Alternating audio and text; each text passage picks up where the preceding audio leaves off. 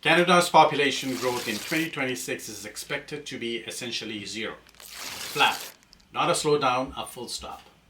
And here's what that means for you, whether you are a nurse, a contractor, a small business owner, or a taxpayer paying into a pension system that's running out of workers to fund it.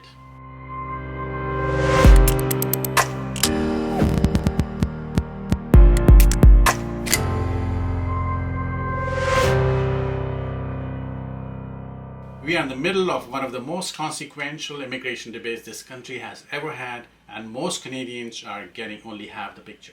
So today I'm going to give you the full one, the pros, the cons, the data, and what Canada actually needs to get this right.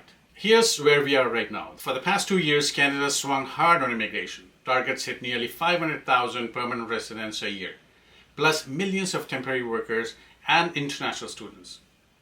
Housing couldn't keep up, public services strained, and by late 2024, 56% of Canadians said the country was accepting too many immigrants. And they were right. So the government course corrected.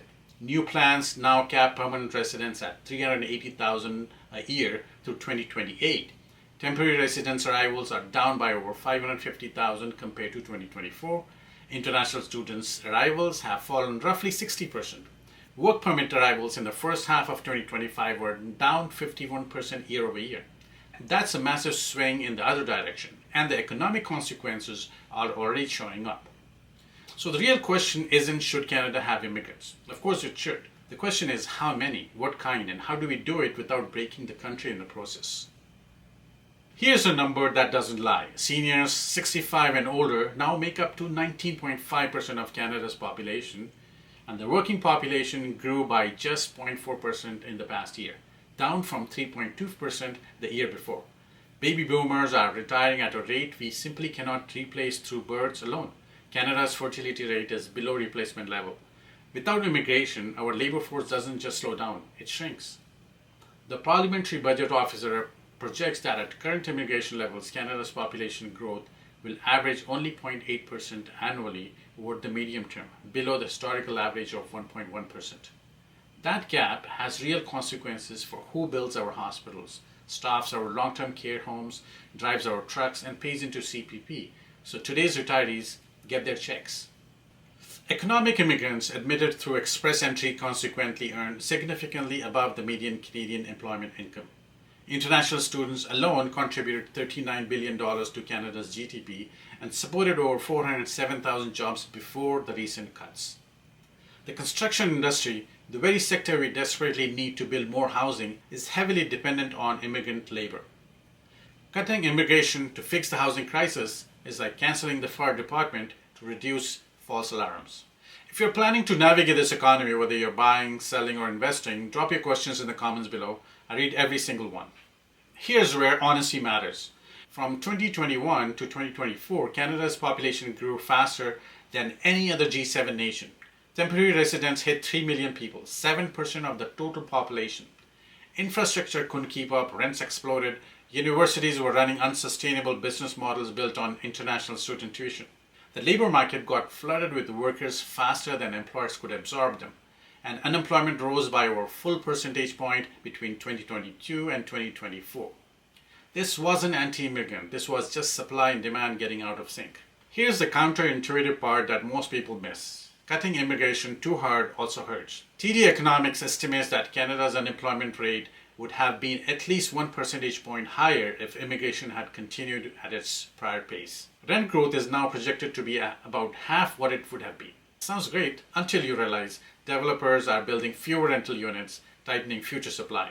And with baby boomers retiring in record numbers through 2030, we are heading back into a labor shortage faster than most people expect. RBC Economics calls this peak aging and projects the crunch will be felt hardest in the mid-2030s, not far away at all. So Canada doesn't need to choose between too many immigrants and too few. It needs a smarter system. Priority should go to skilled economic immigrants, especially in healthcare, construction, tech, and trades. The current plan does move in this direction.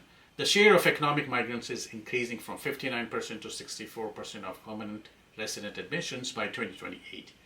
What's also critical is credential recognition. Right now, thousands of doctors, engineers, and tradespeople already in Canada are working jobs below their qualification. Fixing that costs nothing to import and creates immediate value. So let's bring this full circle. Canada is not a country that needs to debate whether it needs immigrants. That debate is over. The math doesn't work without them. The question is whether we build an immigration system that prioritizes skills, plans for infrastructure, and treats newcomers as long-term assets rather than short-term labor fixes. The countries that win the next 30 years will be the ones that attract the world's best talent: nurses, engineers, builders, entrepreneurs. Canada has always been one of those countries. The challenge right now is rebuilding trust. With both Canadians who feel the system got out of hand and with newcomers who deserve a clear, fair, and functional pathway in. That's what smart immigration looks like. And Canada is capable of it. Now, if this got you thinking, great. But here's what I want you to do next. Because we talked about why Canada needs immigrants today, the next video we are going local. What does Canada's 2026 immigration shock actually mean for GTA housing prices, rental demand, and the construction market? The fertility rate, the seniors wave, the workers we need to build, the homes you don't have enough of. It's all connected and it's coming next week. Hit subscribe so you don't miss it. But if you are buying, selling, or investing in the GTA right now, that video is going to matter to you.